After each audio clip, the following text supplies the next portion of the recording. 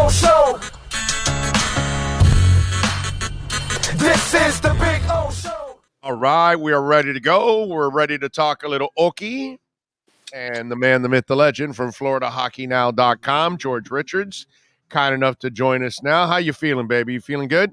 I'm good, Big O. How you doing, brother?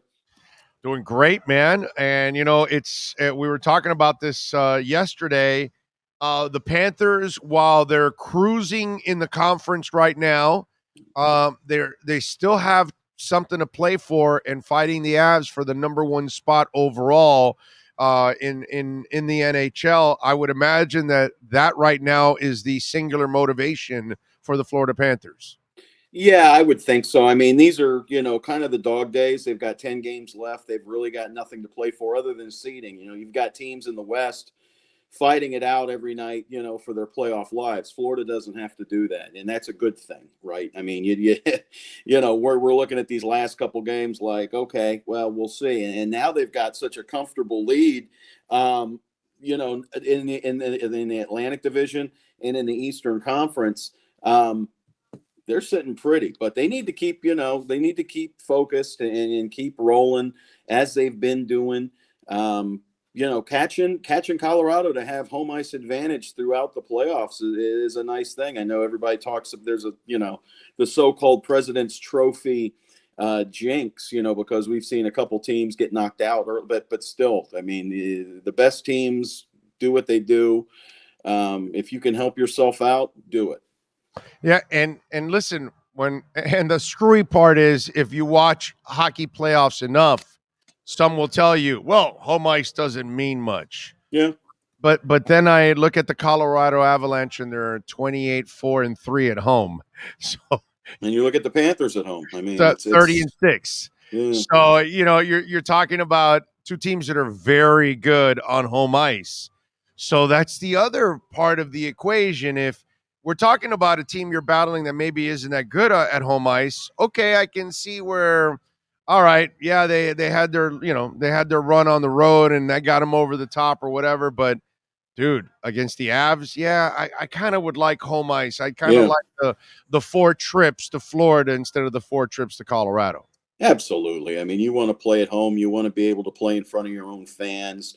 It cuts down on the travel. So anytime you can play at home, you'd rather take that. But you're right. I mean, you look at some of these hockey games, you're like, oh, game 7 is in Montreal. No way. And an upset gets pulled, something like that. So it's not as pronounced as we would think, but you want to put yourself in the best position you can. And the Panthers have that opportunity now. I did not look at it, George. Who has the easier road to the end of the season, Colorado or Florida? I haven't looked at it that way, but the Panthers, with 20 games left, had the easiest schedule left in the league. So we have. I'm looking at it here. We got 2 against Detroit. Yeah, no, the Panthers' schedule on paper is extremely easy. They've only got 1 game left against Toronto, 1 against Tampa, 1 against Boston, and Winnipeg. So of the final 10, only 4 are against teams that are in the playoffs. Again, yeah, you've got Detroit, you've got Anaheim tonight. Right. Winnipeg Friday night's going to be tough because Winnipeg's one of those teams fighting it out for their playoffs. But, Nashville was one of those tough teams for Florida, and they came out with a nice win Saturday night. So I haven't looked at what Colorado's got remaining, but Florida coming out of the All-Star break had the second easiest schedule left in the NHL. And by the way, they lost in Colorado. Right? Florida did, yeah, right? They did 3-2. Right? That was back in December, I believe. That was a while back. Yeah, so that was with Barker. Barkov, I think, was out. I think Anthony DeClaire was out. That was when they were struggling a little bit. That was a 5-game West Coast trip. They went to Canada and all that stuff. So, yeah, it's just it's one of those things that like the average fan might look at and say, well, they can coast, and it's kind of a catch-22. You want to kind of take care of your players. Yeah. Now that you've earned the right, but then there's also so how important is it to them? Talking to the coaches and the players, I'm sure you've talked about it. How important is it to have the number 1 overall? Well, I don't know that they're going to say anything other than, they just want to be wherever they want to win out, right? They want to win all 10. They want to win. If they have 15 games left, they want to win 15. If they have 3, they want to do so. However, the chips are going to fall. They're putting themselves in good position.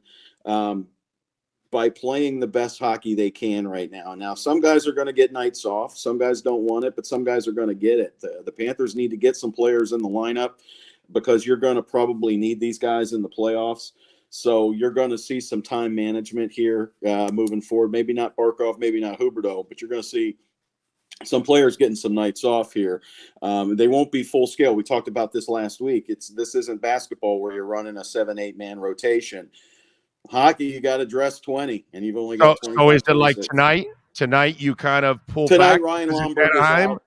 Right. Well, but yeah, the only guy missing is going to be Ryan Lomberg. So, But my point is, we just talked about their schedule, right? yeah, So you would when take you are tonight going to off. play Winnipeg and when you're going to play Boston, you use your top dogs. But when you're playing Anaheim tonight, this is not a good team. So do you rest some guys in there here? What do you do here? Do you lessen the ice time for a Barkov? How do you balance it against an Anaheim team? Well, the thing with hockey is kind of like football, right? When you have a preseason game, when do guys get hurt? When they stop going full out. So Right. you still got to go all the way out. I mean, because in hockey, you can get knocked just like a middle linebacker can get tripped up, and So blows that's out why his do you name. lessen the You minutes? got to go. If you're on the ice, you got to go. You don't want to limit guys' ice. You don't want to be playing Barkov 14, 15 minutes. The guys used to playing 20, 22. Let them play, Okay. That's the way I look at it. And again, tonight the lineup's out. The only regular not playing tonight is Ryan Lomberg. So, yeah, you're right. Anaheim is not a very good team. They just ended an 11-game losing streak. They are all young players. They've got a young, talented core. Anaheim. The reason they sold at the trade deadline was because they want to revamp this thing and build it from the bottom up with what they've got. They've got a good core. Right now, they're not a very good team. They will be a very good team. They're going to give you a game tonight. That's okay. Now goalie, is it settled? Is it Bob for sure, or is there any chance that Knight could become the guy? We'll have to see. I mean, the Panthers are looking at it right now that they've got 2 very highly capable goalies. Bob goes tonight. I think that says something because Spencer Knight definitely deserved another start after the way he played in Nashville the other night. I had Spencer Knight penciled in as the starter tonight based on how he played Saturday. They've got Sergei Bobrovsky going tonight. So I think that says something that Bob's the guy. But they've got 10 games, 2 weeks, 3 weeks, whatever it is, to see. And I think right now it's a battle. I wouldn't say, it depends on how Bob plays. It really does. If Knight keeps doing what he's doing and Bob, hasn't had the best of games, but he hasn't had the worst of games either. I know, So but George, we fail every single time we get to the threshold, and we fail to cross the threshold of trust with Bobrovsky because the cheesy goal comes in, or yeah, greasy goal, whatever the hell you want to call it, and it's just one of those that frustrates you. And then there are those nights where he's really not sharp, and he allows a couple of yeah. goals, and you're just wondering, you're paying him all this money, and you were paying him to be special, and we're freaking 10 games away from the end of the season.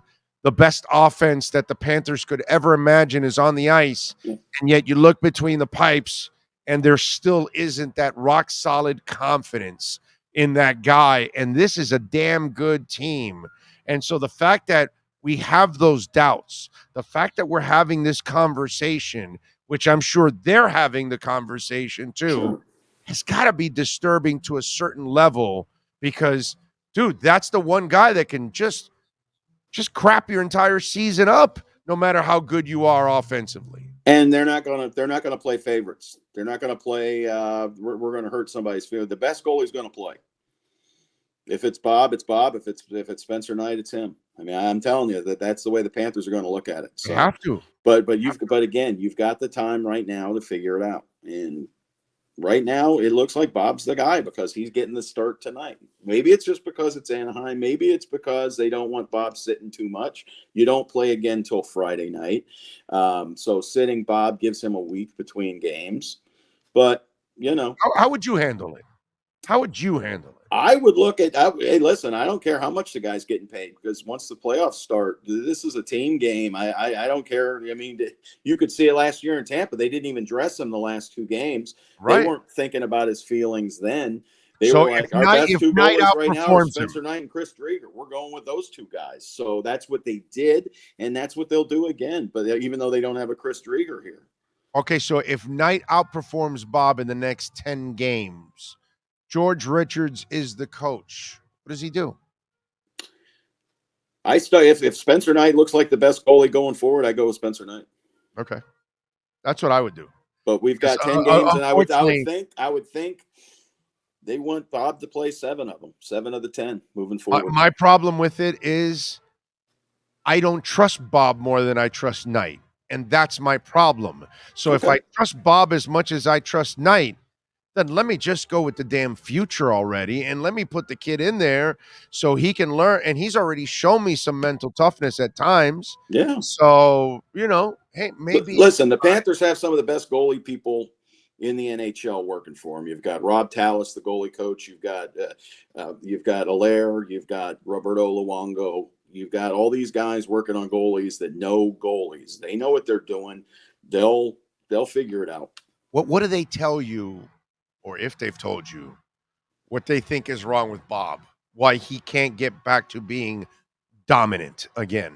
Well, it's a little bit is the way the Panthers play, right? They do play a little loosey-goosey with the puck. They do play a pressing defense where they are always up in the play. Where, again, in Columbus, they only had 2 players that would pinch, and that was Seth Jones and Zach Werenski. The rest of their defensemen always stayed back. Florida, all 6 of their defensemen, whenever they come in, you see Radko Gudas up in the offensive zone, and then it comes back the other way. You've got a lot of stuff. But listen, Bob's given up some bad goals. I mean, and even in games where he didn't, like the other night when he was pulled in Toronto, there were a couple goals he had no chance on because Florida, left him hanging out to dry. But there were a couple where he could have made the save, where you've got to make that save. You've got to make a stop. You've got to make a stop. And he didn't. That's why, they pulled him for the spark as much as that. I think the last 2 games that he was pulled, I don't think it was a punishment thing. I think the first one in New Jersey, he was absolutely being bombarded. There was nothing he could do in the New Jersey game. That was a mercy pull.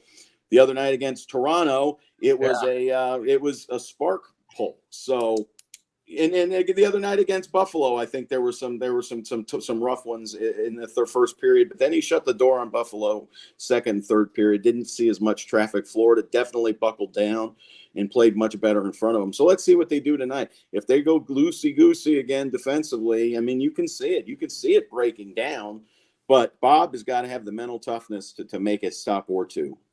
Yeah, and you know what will be interesting? Situations. What'll be interesting also, what we have to watch is who's the goalie in the more tougher games here in the last 10 games. Because obviously using him tonight is completely different than using the next guy in Winnipeg or Boston. Sure. So it'll be interesting to see who Brunette trusts in those tougher games, because obviously you're fighting for that number 1 seed. Yeah. So there's actually something on the line. So I'm going to be intrigued by those decisions against the better teams, who he uses. Maybe that's an indicator on who he might end up leaning to. And going back to your conversation we had about the number 1 seed winning the President's Trophy, they're 2 points back of Colorado right now. They've got an opportunity here down the stretch.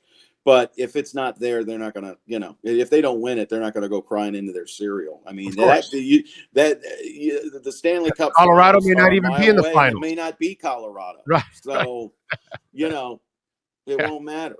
It could be Calgary. It could be the LA Kings. And in that case, Florida wins the East. They got the home ice. It's not the So it would have to be Colorado in the finals for them to have home ice. Amen to that. All right, what are you working on? FloridaHockeyNow.com, my friend. So Well, Florida Panther fans all over the world can check you out. thank you, Big O. We got a big story today about Claude Giroux and how he's fitting in with the team through his first 10 games.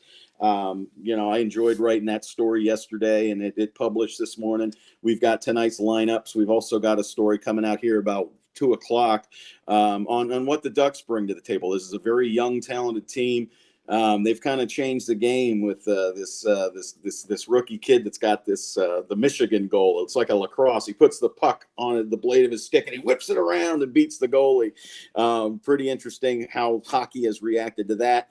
We also have a special at Florida Hockey Now. I just wrote my 1,000 Florida Panthers story at FloridaHockeyNow.com to celebrate that. 25% off your annual subscription. It's $24.99. Use code 1000 at checkout. There you go. So $25, you get a year of Florida Panther coverage. Best in town, my friend. A joke. Come on, for that amount of work. $25. Are you kidding me? Let's go. Support George, man. Support our local journalists who do an excellent job. George, I love you, brother. We'll catch up next week. Should be fun. All right, my man. Be good, brother. You got it. George Richards, man. Such a stud. Gotta love him. That is your lockdown segment.